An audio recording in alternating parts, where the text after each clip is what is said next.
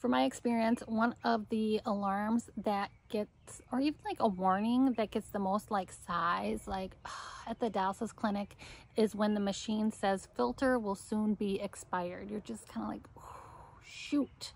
But it doesn't have to be that way because it's really easy to change. And I'm going to show you how to change it in this video. We usually do it at the end of the day because we have to disinfect after we change the filter. The filter is on the back of the machine. You probably didn't even know it was there because it's like behind all of these cords. So let's roll the video. Let's see how easy it is to change this filter. At my clinic, every morning these machines automatically turn on at 4:45 and then they go into setup mode. They automatically go to this hemodialysis mode, but when a filter is due to be changed, you're going to come in the morning and be like, why didn't this go into hemodialysis mode? So you're going to go and click on it and you'll find out why. So it says check the DF filter, check the lifetime data on the service screen. Do you want to continue with an expired filter? Are you sure? If yes, press the confirm button on the bottom, but I don't want to do that today. I am going to click on the cancel button, and now I'm going to click on the disinfection screen. And this is the screen where I can change the filter. So once I'm in the disinfection screen, I'm going to click on this little yellow folder, and it gives you a few options. Over on the right side, you'll see disinfection and filter data. So this first button shows us the disinfection life, when it was disinfected, when it was descaled. And then this bottom one here, those are two filters, and that is the filter change. So I am going to hopefully click on that button. It's going to get pushed in. There we go. And here we go. Remaining dialysis 0. Remaining time dialysis. I don't know if this is hours or minutes. I'm going to be honest. I tried to do the math. I tried to figure it out.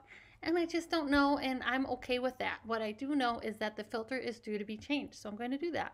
So I'm going to click. I'm going to filter draining. So the filter on the back is going to be, it's like full of fluid. And I can remove the filter without draining it. It's just going to make a little bit of a mess. So I'm going to click on this filter button. It's going to be pushed in and it says, do you want to start the draining?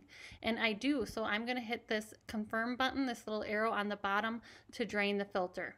When I do that, I'm going to get an alarm. It says remove blue connector from rinse bridge, that red banner, and then my lights are also turning red. So the blue connector from rinse bridge, that's like the blue coupling or the blue Hansen on the side of the machine, that needs to be pulled off of the machine to drain the filter. So that's what I'm doing. So cool. There it is. And then it's like, where do I hang this thing now? And I just hang it in the drain bucket and let it just hang there. And so this filter takes a little bit of time to drain. It takes a couple minutes and it makes you feel like you did something wrong. So I'm just going to kind of fast forward the screen a little bit. Wow, that was fast. And when the filter is done emptying, it says emptying of filter finished on the top right banner of the screen.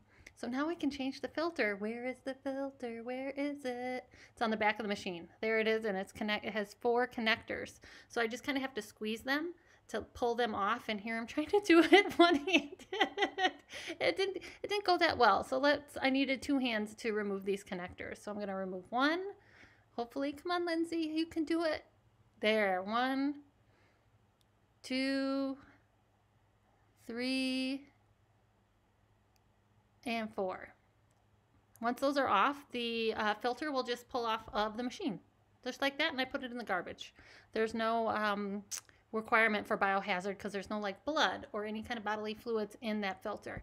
This is, let me rewind a little bit. This is the filter that we use, DiaCap Ultra Dialysis Fluid Filter. It comes in a box that looks like that, and I'm going to open it. I'm going to change the filter. And this actually, I swear, is the hardest part of the whole filter change, is trying to get this wrapper tore open. I actually cut out a little bit of the video where I struggled to open it, but I get there. The scissors would have worked too, but you know, I can be stubborn and just want to rip it open with my hands. There it is. Now I've got the filter. It looks kind of like a dialyzer, but it is not. It goes on the back of the machine. So I put it in those metal clamps, and now I'm like, God, now wait, where do those connectors go again? Are blue on top or red on top? And then I just look at another machine just to remind me of where the connectors go. So blue is on top, red is on the side. So that is what I am going to do. So I'm going to click those on accordingly. And it kind of snaps on. Here you'll see I didn't actually snap that one on all the way. Let me see if we can see that again. You'll see that I didn't snap it on right away. It still has some of the, it's like still out, like it's not connected tight. So then when I put it into disinfect, it made a mess. So then I just had to click it on tight, and that fixed the problem. And for some reason, the citric, that's what we use, the citric acid, that is on the back of our BBraun machines, and that is what is used to disinfect our machines every night. And back in the day, we used to have to disinfect with bleach, and then we'd have to check for like chlorine residual, but with these machines, we use citric acid, so it's nice to not have to do those bleach checks every morning or every night to make sure that the machine was cleared of the chloramines of the bleach. There, oh my God. The filter has changed, you guys. I changed the filter.